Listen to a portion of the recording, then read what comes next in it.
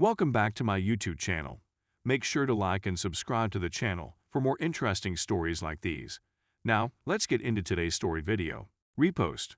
My cheating SDBXW confuses the hell out of me. I originally posted in the relationship section, but it was advised that I move it here instead. In response to my post there, I got some comments and I'd taken on board a lot of constructive advice about what I did wrong and how I might do better in the future. Aside from that, I've gotten some advice on how to deal with my wife and get to a position where we can be wonderful co-parents, but I'm still unsure of how to go about doing so. In my opinion, I'm still attempting to determine what to do next. The original article was written as follows, and as a result, I'm truly bewildered. I've read a great deal on these sites over the course of many days, yet I'm still a bit befuddled. I just found out about my SDBXW infidelity around 7 months after it happened. I had to go through all of the heartache, denial, misery, and pick-me-up attempts that were necessary. I suffered from severe depression for a long period of time. I never challenged her, but I was a total mess. She had to have been aware that I was aware, didn't you think? I believe she just didn't care, or at least that's what I believe. I was through with it all around 2 or 3 months ago. I was done with her, I was done with the marriage, and I couldn't care less about anything else. I completely ended my involvement in the relationship and started making plans for my divorce and new life. As much as I could, I attempted to avoid my wife's company by staying away from the house while she was at home. My role in the dialogue would be non-existent, and if she were to ask me a question, I would just react with yes, no, maybe, or I don't know. Is it true that even the fees of the divorce counsel were made public? She had to have realized I was checked out and getting ready to divorce since she didn't say anything. Kids even approached me and inquired about what was going on, as if they were able to discern what was going on. I even gave the infamous "we both love you" speech at a wedding. Various phrases such as "it's not your fault that grown-ups can't always be together" and similar phrases are used. She was in the room and must have overheard me chatting to the kids, don't you think? She didn't say anything and didn't raise her voice in opposition, so I perceived her silence as assent. To be more specific, I bumped into a girl I used to know in high school before I met my wife a few days ago. We'd always had a difficult dynamic in our relationship. I believe it has something to do with chemistry. Even though we were flirting and being touchy all the time, we never did anything about it. We'll call her Monica since she resembles me of the actress Monica Bellucci. When Monica and her family relocated before I had the resolve to intervene, it was something I regretted for a long time. However, I was inexperienced, self-conscious, and dumb at the time. Actually, it's been a long time since I've given much consideration to Monica. It's been a long time since I've seen her. However, the animosity that existed between us was immediately apparent when we first met, even more than I remembered, and communication was straightforward. After telling her about the difficulty with my STBXW, she graciously extended the invitation. I told her I wanted to be officially divorced before we started dating, and she agreed. Monica was certain that I would not cheat, so she provided me with her phone number and asked me to call her as soon as I completed the tasks I had been assigned. She told me that she had never married and that she was looking forward to reestablishing contact with me. I couldn't have been happier. I was obligated to approach my wife and apply for separation and divorce as a result of the incident.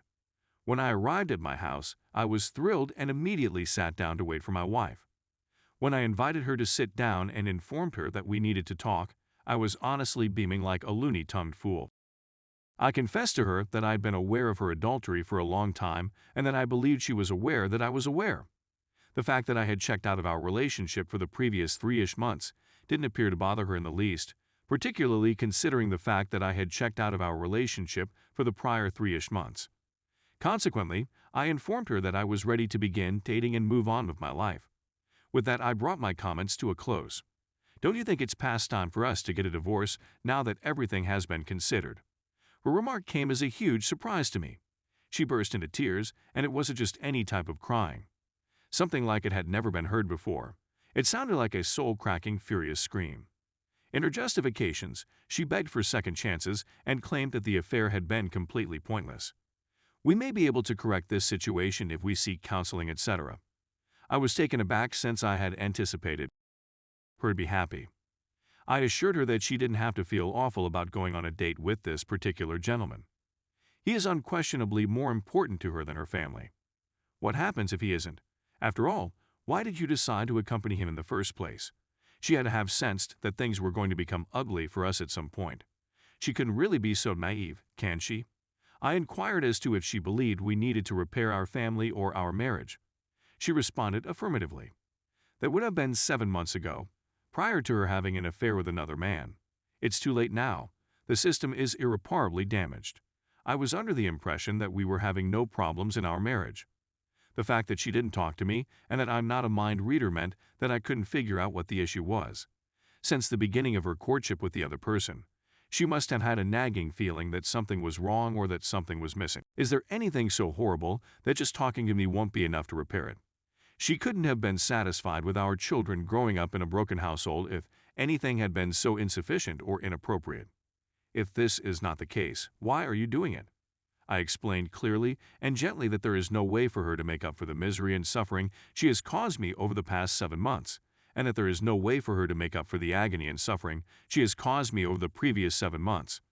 That which brought me to this state of indifference was the anguish she imposed on me in the first place. Or, to put it another way, I loathe her guts. I'm only trying to be nice for the sake of our capacity to co-parent our children in the future. Because no one who cared even a little bit for someone else would put them through this kind of anguish. I told her that I didn't believe she ever cared about me.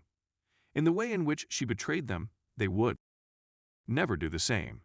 She has no worth or credibility when she tells me she loves me, yet her actions indicate another sin in a clear manner. At this point, she had become completely incoherent, and I couldn't make any sense of what she was saying or how she was feeling.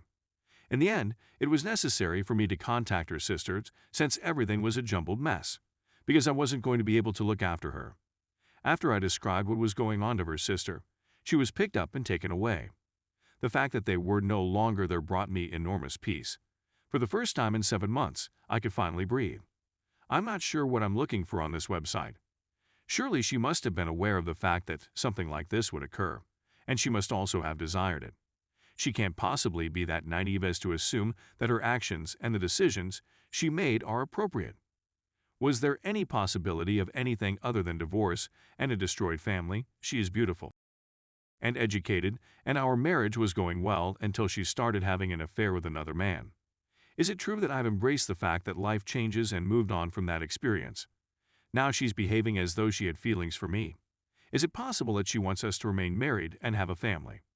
What could possibly be her motivation for being embroiled in such a huge trauma at this time in her life? What could she possibly benefit from this situation?